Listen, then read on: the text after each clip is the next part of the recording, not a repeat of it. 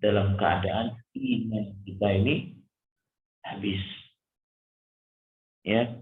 Dan nggak boleh kita merasa aman ya bahwa iman kita pasti masih ada sampai mati, nggak bisa. Ya. Sampai Imam Al-Hasan Al-Basri menyatakan apa? Ma amina abdun min imanihi illa wa huwa munafiq. Tidaklah seseorang itu merasa aman dengan keimanannya kecuali dia itu munafik. Jadi harus senantiasa waspada, senantiasa berusaha cari apa yang menambah keimanan kita, menguatkan keimanan kita, dan waspada menghindari dari segala yang memperlemah bahkan menjadikan apa? Iman kita hilang. Jemaah, saudara-saudara rahimani wa rahimakumullah. Ya, sehingga sahabat Ibnu Mas'ud radhiyallahu anhu pernah berpesan ya pada ucapan yang masyhur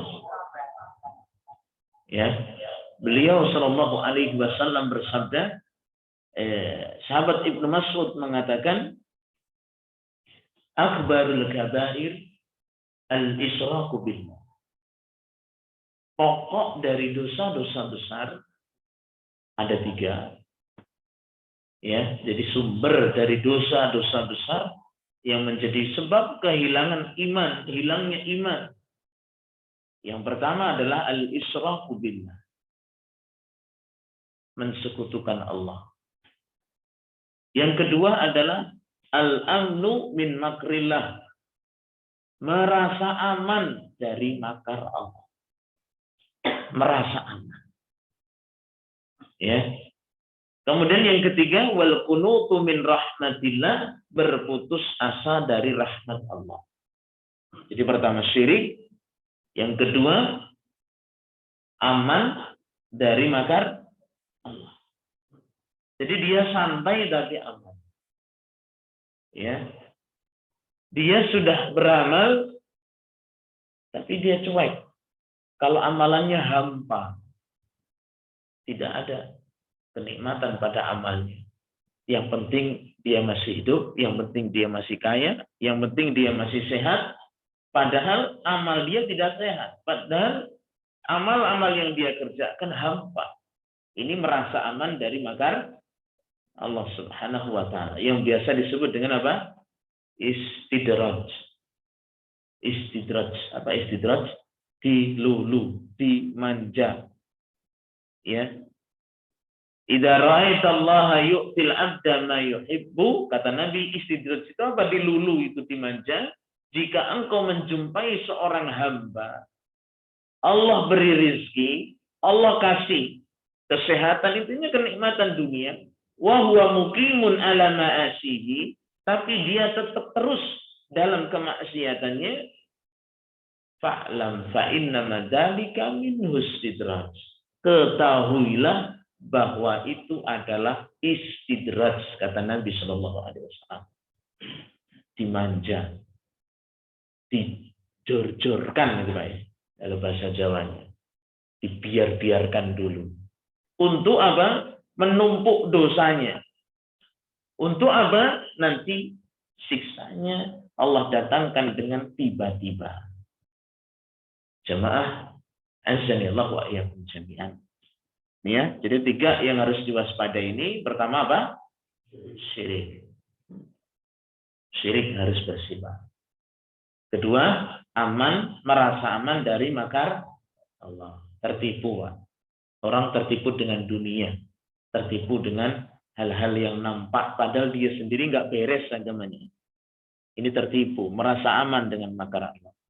Yang ketiga, berputus asa dari rahmat Allah. Ini biasanya bagi orang yang berdosa, yang terjatuh dalam kesalahan. Ya, banyak yang berputus asa. Ini dosa besar juga. Ini dosa besar. Berputus asa dari rahmat Allah Subhanahu wa ta'ala. Ya. Nah, kadang sampai kalau sudah kadung basah, ya sekalian basahin sekalian. Ini putus asa orang. Ya. Nah, jamaah azanillah wa iyyakum jami'an. kita bahas sedikit pada kesempatan ini, ya, yang masih berkenaan dengan nawaqidul Islam, yang menjadi pembatal keislaman, penghilang keimanan kita. Ya, dan ini harus kita waspadai. Ya. Dan pokok perkara yang menjadikan penghalang keimanan kita itu memang kerusakan dalam hati. Jelas, iman itu memang letaknya dalam hati dan diwujudkan dengan amal perbuatan. Berarti yang dibenahi dan harus diperhatikan itu adalah lurusnya yang di hati. Keyakinan di dalam hati. Ya, sehingga pembatal keislaman itu yang pertama. Pembatal paling pokok keislaman seseorang itu adalah yaitu asyirku wal kufru, kesirikan dan kekafiran. Itu pokok pembatal yang pertama. Ya, kita harus hati-hati, Pak. Insya Allah kita semuanya muslim. Kita seorang mukmin, insya Allah. Tapi jangan merasa aman, seakan-akan saya enggak gitu. Saya pasti enggak lah, mati mungkin insya Allah masih mukmin, insya Allah masih muslim. Tapi tidak boleh merasa aman. Ya. Nah, jadi untuk masalah pembatal keislaman di sini jamaah azan ya Allah wa iyyakum jami'an. Ya, kita juga harus pahami dulu bahwa Islam itu agama rahmat, agama yang kasih sayang. Islam itu menghukumi kepada amal yang nampak, jadi tidak sembarang tahu isi hati orang, ya. Dan Islam tidak memberi hukum bagi orang yang bodoh, tidak tahu, jadi jangan diberi hukum. Orang yang bodoh jangan dikenakan apa? Hukum. Kalau betul-betul bodoh, karena bodoh ada berapa? Ada dua. Jahl, bodoh itu ada dua. Yang pertama jahlun yuqdaru bihi atau ma'dur, bodoh yang dimaafkan.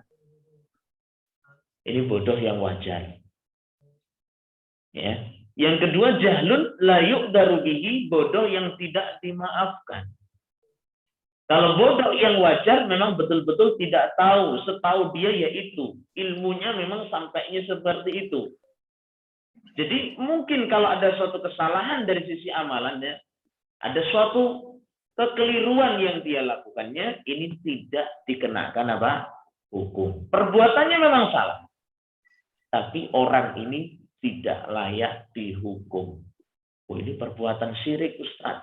Ini perbuatan kafir, Ustaz. Tapi kalau dia betul-betul bodoh, maka tidak dikenakan hukum dari amal tersebut. Karena masih apa? Belum tahu. Ilmunya sampai sedemikian itu. Ya, masa nggak tahu? Ya bisa jadi belum tahu. Atau mungkin sudah tahu, cuma dia belum paham. Ini sama seperti tidak tahu. Karena orang dijelaskan kan tahu. Saya pernah dijelaskan. Cuma kadang-kadang yang kedua bagaimana? Orang itu tetap tidak tahu itu belum paham. Belum paham. Dan yang paling banyak itu karena belum paham. Dikasih tahu tapi dia belum nyambung. Masih ada kerancuan. Ini masih disebut sebagai apa? Bodoh, Pak ya. Ya, silakan dijelaskan dari saya misalnya begini, oh ini perbuatan syirik. Tapi saya belum nyambung. Ya, kemudian juga masih berbuat dia. Ya, ini jangan dihukum dulu. Jangan dikenakan hukum. Ya, dan ini penting sekali jamaah rahimani wa rahimakumullah. Ya, tidak sembarang kita mengenakan suatu hukum yang itu apa? Ternyata dia masih bodoh. Belum mengetahui. Atau tidak dikenakan hukum bagi yang terlupa. Bodoh. Bodoh betul Pak ya. Kalau bodoh yang tidak betul itu gimana? Pura-pura bodoh. Tidak mau tahu. Tidak mau dinasehati. Intinya dia ikrot, berpaling. Ini bahaya sekali. Ya. Tapi kalau bodoh yang wajar, dia menghormati, dia ingin tahu, ya, dia juga siap untuk dinasehati, tapi ternyata belum ada yang memberitahu. masih bodoh. Baik. Jadi ada bodoh, ada terlupa, dan ada dipaksa. Nah, inilah yang menjadi penghalang-penghalang hukum dosa atau hukum-hukuman tertentu. Ya. Nah, jelas ya jemaah? Ya, jadi kalau membahas suatu kesalahan, membalas suatu hukuman, bahkan itu hukum syirik, hukum kafir misalkan, ini tidak boleh langsung dilanjutkan dengan pelakunya dihukumi dengan musyrik atau nanti kafir. Ya, atau ahli maksiat, ya belum tentu juga, memang dia bodoh dengan bodoh yang lain. Tapi kalau menghukumi kepada perbuatan, ya kita katakan sangat jelas. Perbuatan ini syirik, perbuatan ini kekufuran, perbuatan ini maksiat, ya jelas Pak. Tapi menghukumi kepada perbuatan berbeda menghukumi kepada siapa? Pelaku. Tingkatannya berbeda di sini. Jelas ya?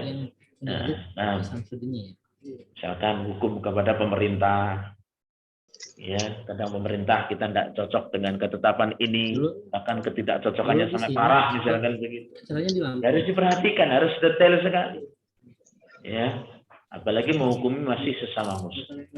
Baik, jamaah rahimani wa rahimakumullah. Ini ada beberapa perkara yang menjadi sebab nawaqidul Islam, pembatal-pembatal keislaman seseorang itu apa tadi yang pertama? Al-kufru was syirku, kekafiran dan kesyirikan.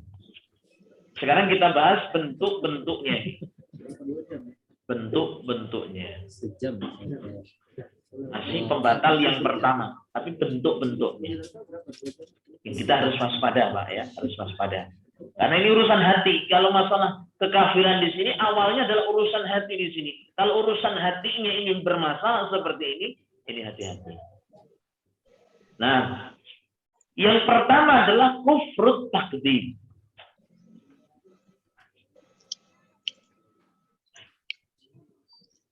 Berupa mendustakan. Ya, di hatinya terdapat pendustaan, mendustakan.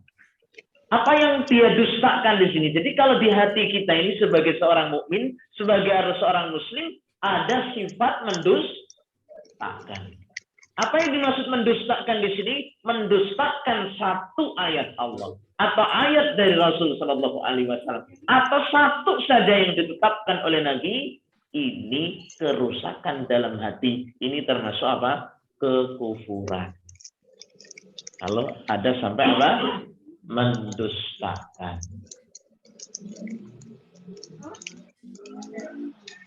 Jamaah azanillahu wa iyyakum jami'an.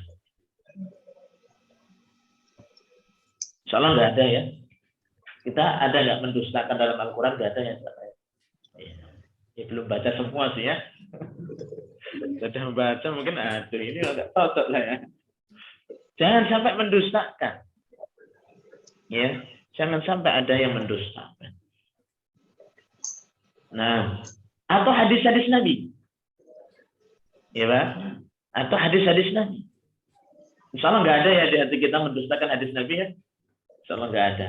Cuma belum baca semua. Kalau baca, aduh ini. Ya, tapi jangan sampai mendustakan jemaah ya. Mendustakan Rasul menghabarkan ini, Rasul menyampaikan berita ini, Rasul mensyariatkan ini. Jangan sampai kalau itu sahih, benar dari Al-Quran dan di hadis Nabi Shallallahu Alaihi Wasallam, jangan kita lawan dengan mendustakan.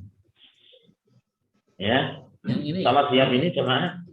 Ya, jangan dilawan. Kalau belum siap ya ngomong aja belum siap. Ya, jangan didustakan. Kalau seakan-akan mustahil misalkan, ya tetap harus diimani. Kok aneh ini di Al-Quran kok kayak gini. Ini dia aneh nih di hadis Nabi kok seperti ini, hadisnya sahih padahal aneh. Jangan sampai kalau belum siap diamalkan dia pelan-pelan. Jangan sampai mendustakan. Oh, ini nggak bener nih hadis, nggak masuk akal saya. Jangan. Jangan dulu. Kalau belum siap, pelan-pelan hormati hadis Rasulullah Shallallahu Alaihi Wasallam. Ya, nah.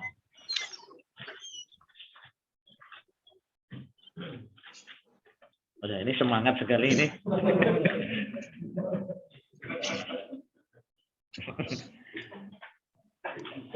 Istiqomah ya, kemarin udah sampai istiqomahnya.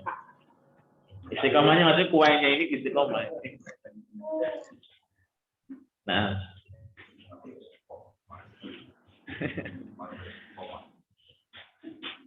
Baik, saudara-saudara sekalian, azanillahu wa iyyakum jami'an. Jadi itu ya, dalam hati kita ini yang bisa menggagalkan keislaman dan keimanan kita yang sudah kita jaga, sudah kita anut dari lahir, bahkan dalam perut kita sudah difitrahkan dengan keimanan, ini bisa tercabut keimanan kita ini kalau dalam hati kita ini ada sifat apa? Mendustakan. Ini harus dihilangkan. Ini bukan orang yang kasar, bukan gitu ya. Wah, ini hadis Nabi.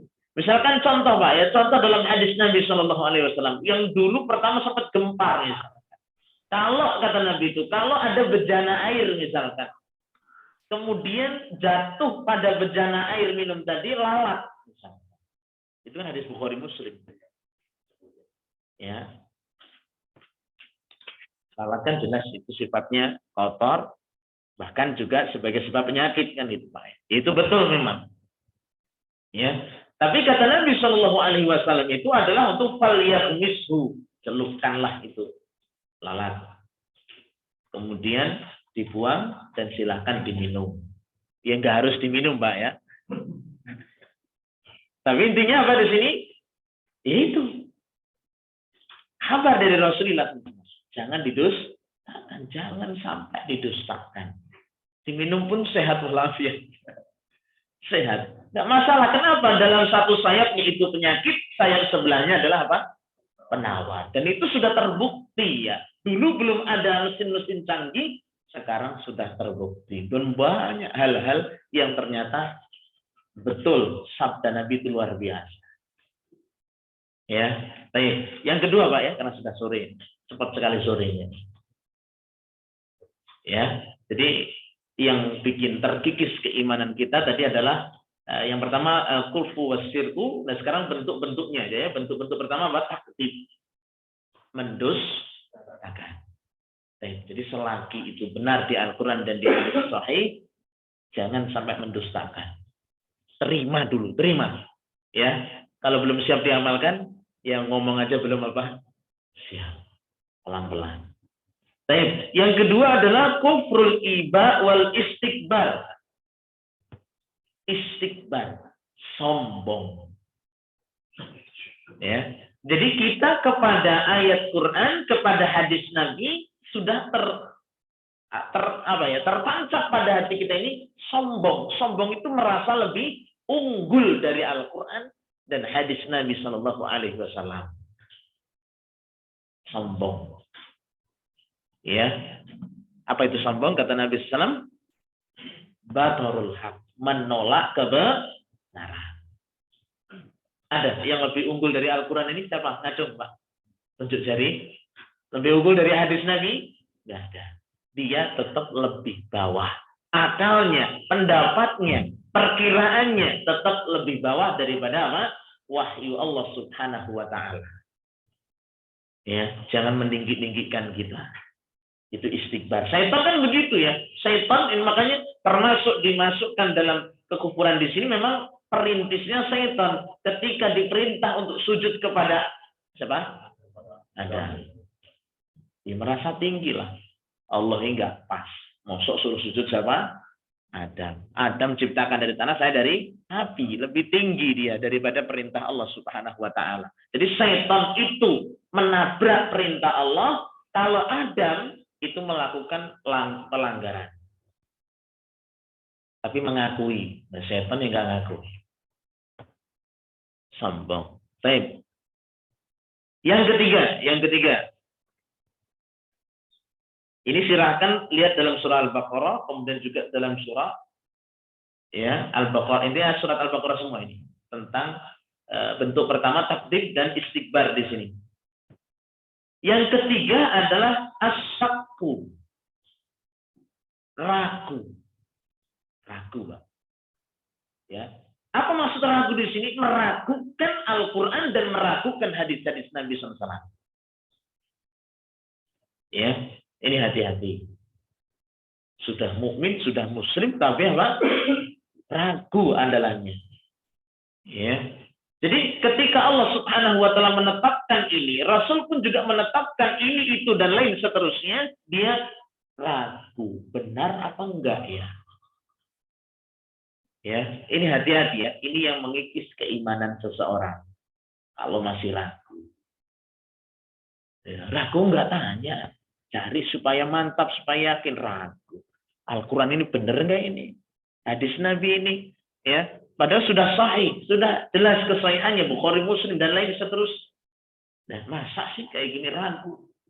Ya, ragu ya, kalau sampai mendustakan sudah masuk. Ini cukup ragu, harus segera dihilangkan. Nggak boleh ragu terhadap Al-Quran dan isi Al-Quran dan hadis-hadis Nabi Shallallahu Alaihi Wasallam. Harus dihilangkan keraguan itu, ditanyakan. Ya. Kemudian yang berikutnya adalah yang keempat, al-i'rab. I'rab itu adalah, ini kekufuran dalam hati di sini, i'rab itu adalah berpaling secara total nih. Berpaling. Apa maksudnya berpaling di sini? Ini berpaling sama sekali tidak butuh dengan Islam, tidak butuh dengan ilmu, tidak butuh dinasehati, dia tertutup, ditutup hatinya, menutup diri. Ini namanya apa? Berpaling. Orang Islam kok nggak mau belajar? Orang Islam nggak mau diajari? Orang Islam nggak mau dinasehati? Pokoknya saya ya saya. Ini hati-hati. Itu namanya i'rab. Ya, jadi orang yang menutup hatinya, menutup dirinya dari nasihat, ya, dari pelajaran, dari Islam, berpaling. Bahkan lebih daripada berpaling di sini, i'rab di sini menentang, melawan di sini. Jadi berpaling dan melawan dari ketetapan Allah dan ketetapan Rasulullah Sallallahu Alaihi Wasallam. Udah, insya Allah ini dihilangkan bisa ya, seperti ini ya. Jadi menjadi seorang Muslim yang lembut, yang mudah, yang terbuka, yang lapang dada. Kalau itu memang dalam Al-Quran dan dalam hadis Nabi, terimalah, pelajarilah. Jadi orangnya mudah diatur. Orang Muslim itu sebenarnya mudah diatur. Ya, walaupun belum jalankan, tapi dia menghormati, siaplah untuk berubah lebih baik. Ya, jangan sampai i'rab berpaling. Kemudian yang berikutnya adalah al-juhud. Juhud itu adalah mengingkari walaupun beramal. Juhud itu mengingkari, dalam hati itu mengingkari. Juhud itu mengingkari, membenci dalam hati, dia benci, dia mengingkari, tapi dia mengamalkan. Ya, ini banyak ya, seperti Fir'aun, Abu Thalib. Fir'aun itu mengakui enggak? Mengakui Allah, keesaan Allah mengakui, kekuasaan Allah mengakui. Ya, wajahadu biha wastaiqanatha anfusuhum. Allah katakan apa? Fir'aun dan bala tentara mengakui Musa itu benar. Ya, mengakui, tapi nggak mau dia membuktikan pengakuannya tadi, nggak mau membuktikan pengakuannya tadi. Ya, dia mengucapkan dengan mengingkari, nggak benar. Padahal di hatinya mengatakan apa? Benar, tapi dia mengatakan nggak benar. Ya, itu namanya juhud, mengungkapkan ketidakterimaannya, dia tidak terima tadi, tapi apa? Dalam hatinya apa? Sebenarnya mengakui. Ya, nah, jamaah rahimani wa rahimakumullah. Kemudian yang terakhir adalah nifaq. Apa nifaq, Pak? Nifaq itu sama dengan ini ya, kebencian dalam hati, tapi dia menampakkan Islam. Ya, nifaq itu hatinya kotor, hatinya benci sama Islam, tapi dia tampilannya, casingnya adalah apa? Islam. Udah, itu sifat-sifat dalam hati yang kita semua harus bersihkan, Pak. Sangat berbahaya sekali. Pertama, mendustakan. Yang kedua, sombong. Yang ketiga, ragu. Yang keempat, berpaling. Yang kelima, mengingkari dengan lisan. Hatinya ngakui, tapi dia tidak malu-malu mengingkari itu. Ya, Masya Allah. Apalagi memang ada orang sampai begitu sombongnya, Masya Allah. Diingkari dengan lisannya. Dibuat permainan, diingkari, dijelek-jelekkan. Padahal dalam hatinya ngakui, itu sebenarnya dari Nabi gitu. Ngakui, tapi lisannya nggak punya malu. La haula wala quwata illa billah. Kalau belum sanggup ngamalkan, mending diam aja dulu. Ya.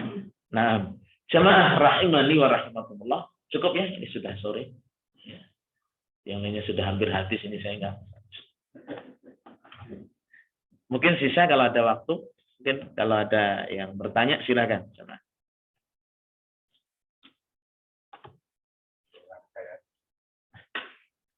Bertanya, Pak. Ya. Ada dua. Oh, ada dua.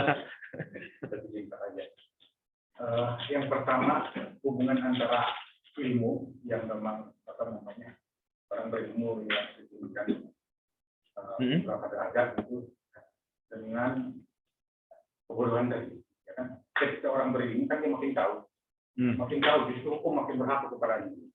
Padahal dia diberikan beberapa derajat. Ini hubungan seperti apa? Yang keberuntungan tingginya derajat orang-orang yang berilmu itu apa hubungannya dengan hukum yang diberikan kepadanya. Kemudian yang kedua, masalah ragu tadi yang membatalkan Islam ya.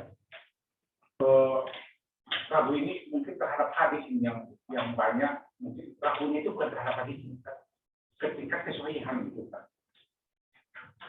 ada kewajiban bertanya ya. Ini soal apa enggak misalnya, ketika dia ragu dia bertanya, tapi tetap ragu, ini gimana statusnya? Ketika tetap ragu, udah bertanya ke ustaz, ke ulama yang ini, tapi karena menurut logikanya nggak masuk gitu. Kemudian dia ragu, ini soalnya apa enggak gitu kan? Karena dia nggak mendapatkan sanadnya misalnya. Nah, itu bagaimana Ustaz? Iya. Yang pertama berkenaan dengan kedudukan orang yang berilmu agama, Bismillah ya. Kemudian berlaku kepadanya dan juga kejahatan atau dosa bagi orang yang sudah berilmu. Ya jelas itu berbeda. Orang yang berilmu kedudukannya luar biasa. Sangat besar. Yarfa'illahu alladziina aamanu ya waladina utul ilma darajat. Allah akan mengangkat orang-orang yang beriman, bukan sekedar beriman, dan yang berilmu itu dengan beberapa derajat yang tinggi. Ya. Jadi dengan ilmu syar'i yang semakin dalam dia pelajari, ini semakin banyak derajat yang dia dapatkan, semakin tinggi. Ya. Bahkan amal pun yang dia kerjakan dengan ilmu tadi, ini pun juga semakin luar biasa. Ya, innama yakhshallaha min ibadihil ulama, hanyalah orang-orang yang takut kepada Allah itu adalah siapa? Ulama, orang yang banyak ilmunya. Ya. Terus bersama itu tadi. Lah kalau orang yang sudah berilmu tapi menabrak ilmunya. Ya. Ini jelas sesuatu yang besar, inna idomil jaza ma idomil bala. Sebagaimana dia itu sudah diberikan kedudukan yang besar, kok dia itu mengamalkan suatu kebaikan, ya balasannya juga apa? Besar. Kok dia mengamalkan suatu keburukan, ya balasannya juga apa? Lebih besar. Jatahnya besar, ya hukumannya juga lebih besar. Ya, beda Pak. Makanya dosa kecil yang dilakukan oleh orang-orang yang sudah banyak ilmunya jadi dosa besar. Gitu. Tapi kalau orang yang berilmu, semakin dia itu beramal, itu semakin besar, derajatnya semakin tinggi. Nah, itulah keutamaannya begitu. Ya, jelas otomatis orang yang sudah dikasih kedudukan besar, kasus pun juga berat juga yang dia akan jalani. Beda dengan orang-orang kecil-kecilan. Ya, nah. Salah jelas Pak ya? Nah, ya namanya orang yang berilmu, otomatis sebenarnya itu dengan ilmunya dia akan amalkan. Tapi kadang-kadang orang tidak mau mengamalkan apa? Ilmu. Ya sebagaimana orang-orang Yahudi itu yang disebutkan dalam Al-Quran surat Al-Fatihah itu. ghairil maghdub. Bukan jalan orang yang dimurkai. Siapa itu? Orang-orang yang punya ilmu tapi tidak mau mengamalkan. Sampai diabadikan dalam Al-Quran itu. Kalau sudah dikasih ahlul kitab, kan kitab berarti ya, kok sembarangan dia tidak mengamalkan isi kitabnya, jadi itulah sampai dimurkai oleh Allah Subhanahu wa taala. Ya. Nah, jadi semua balasan tergantung dengan kedudukan. Balasan baik, ya dia itu kan besar yang ujian yang dia dapatkan, besar pengalamannya, ya besar pula. Tapi sudah besar pengalamannya dia langgar itu, ya besar pula akibatnya. Ya, nah, tapi yang kedua tentang ragu ya. Untuk ragu di sini sesuatu yang ragu. Ragu yang jelas tidak boleh itu adalah ragu terhadap sesuatu yang ditetapkan jelas dalam Al-Quran, tetapkan jelas dalam hadis Nabi Shallallahu Alaihi Wasallam. Ini tidak boleh untuk sampai kita ragu. Menggunakan kalimat ragu tidak boleh. Ya, jangan sampai ragu. Tapi kan tadi yang ditanyakan masih ragunya itu adalah ya karena masih tahap mencari, masih tahap mencari kan ragu. Ini masih belum terkena di sini. Ya, nah seperti orang-orang musyrik ini yang saya contohkan ragu di sini, orang-orang musyrik dulu itu ragu terhadap terjadinya hari kiamat. Orang sudah hancur, sudah tahun-tahunan dikubur, tulang-tulangnya sudah remuk, bahkan sudah jadi tanah. Kok Allah katakan apa? Kami akan kembalikan seperti semula. Orang-orang musyrik itu kan ragu. Masa sih Allah apa? Bisa mengembalikan kembali hidup? Kan muncul keraguan. Kalau mustahil akal-akalan nggak ketemu, mau dibuat lagi gimana? Sudah jadi tanah, sudah remuk, belulang. Ya, nah mereka ragu. Padahal Allah sudah jelas di Al-Quran mengatakan kembali ya kembali. Tapi kalau dalam fase pencarian, belajar, kemudian masih ragu, ya ini belum dikenakan hukum.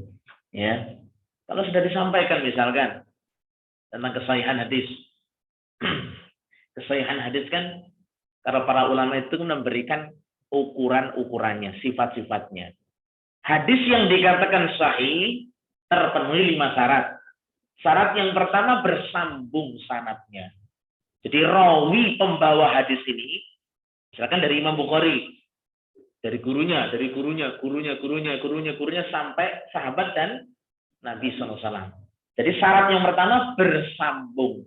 Bagaimana ciri bersambung itu? Bersambung itu umurnya masih ketemu, masa masih ketemu. Ya. Jadi harus sejarah itu harus dipahami. Orang ini hidup dan matinya kapan? Lahir dan matinya harus tahu biografinya. Oh, saya ketemu Imam Bukhari. Ya jauh. Oh, Bukhari sudah. Ini jangan-jangan melalui mimpi apa wangsit. Ini bahaya ini ya. Saya ketemu Nabi ya. Nabi itu ngomong. Saya ketemu wali ya dan lain seterusnya. Ini kan lain. Ya. Jadi bersambung sanadnya, umurnya. Kalau antum sama saya kan masih ketemu, maksudnya masih bisa ketemu. Nggak mungkin kalau ketemu sama Ronggolawe misalkan itu. Baik. Yang kedua adalah syarat yang kedua itu adalah adil. Rawi-rawinya ini Rasul ajarkan ke sahabat, sahabat ngajarkan ke tabiin, tabiin ke tabiin kepada muridnya sampai kepada penulis kitab-kitab hadis. Itu semuanya tersifati dengan adil. Adil itu orang yang mendominasi ketakwaan kepada Allah. Ya, bukan orang yang apa? Kalau zaman periwayatan hadis itu orang-orang yang enggak dikenal dengan akhlak-akhlak yang buruk, Pak. Ya. Bahkan sampai kalau misalkan guru kalau zaman dulu itu guru ngajar sama muridnya misalkan pakai kaos blong itu enggak diterima ini. Jadi betul-betul perhatian. Sekarang bebas ya, harus kaos, rak bajuan.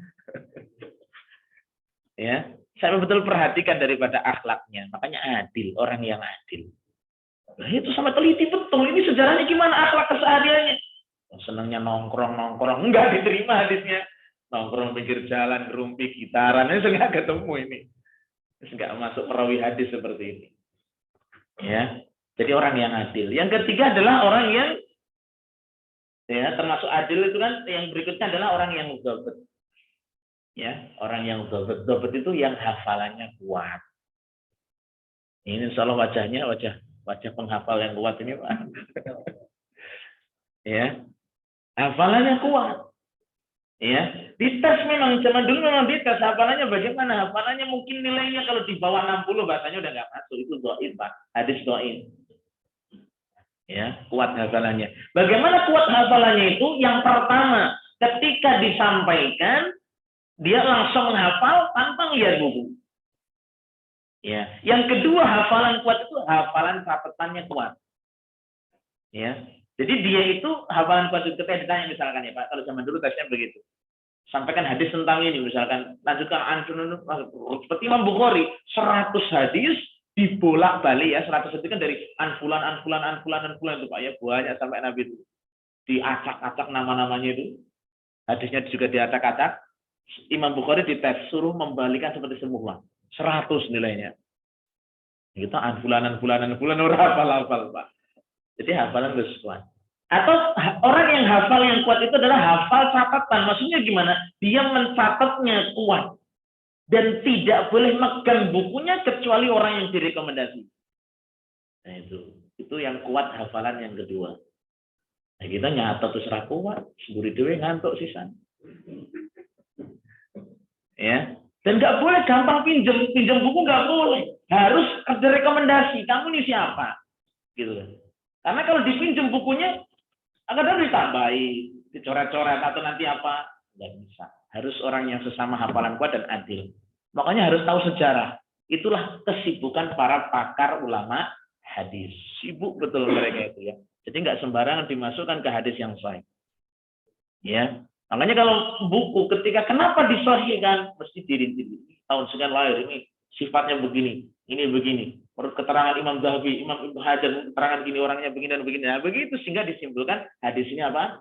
Sahih. Jadi nggak sembarangan. Menurut Ustaz saya, menurut kelompok saya ini nggak bisa. Harus valid sumbernya. Ya. Nah, ya inilah prosesnya Pak ya. Kalau orang-orang awam gini ya waduh kok proses kelamaan gini. Yang penting ada tulisan sahih dan selesai lah. Ya, tapi sebenarnya pakar ulama hadis itu sangat teliti. Ya. Kalau kita sekarang mungkin dengar kayak ini masih ragu Ustaz, masih belajar ya kan. Saya itu bukan ragu yang masuk di sini Pak ya. Tapi kalau sudah gamblang, alasannya sudah dijabarkan valid. Ini sebenarnya cuma nafsu saja, ragu sumbernya nafsu saja. Ya. Baik, kemudian syarat berikutnya adalah syad. Tidak boleh syad. Tidak boleh syad itu maksudnya apa? Rawi-rawi yang hadis sahih itu tidak boleh dia itu membawakan hadis yang menyelisih hadis yang lebih kuat. Tidak boleh. Misalkan di sini, kalau saya nilai hafalan saya itu 70, misalkan. Saya dalam hadis ini bilang warnanya putih. Tapi ada hadis yang lain bilang warnanya hitam. Pembawa rawi-rawi pada hadis yang lain saya di sini, ini nilai hafalannya 90. Tapi saya hadisnya dhaif. Walaupun ya masuk jadi 70 udah masuk, lulus. Tapi jadi nggak lulus. Kenapa? Karena apa yang Anda sampaikan ini menyelisih riwayat yang lebih kuat. Sama. Terus ya Pak ya. Terus banyak sekali ya. Jadi kriteria yang dimasukkan di situ banyak sekali. Ya.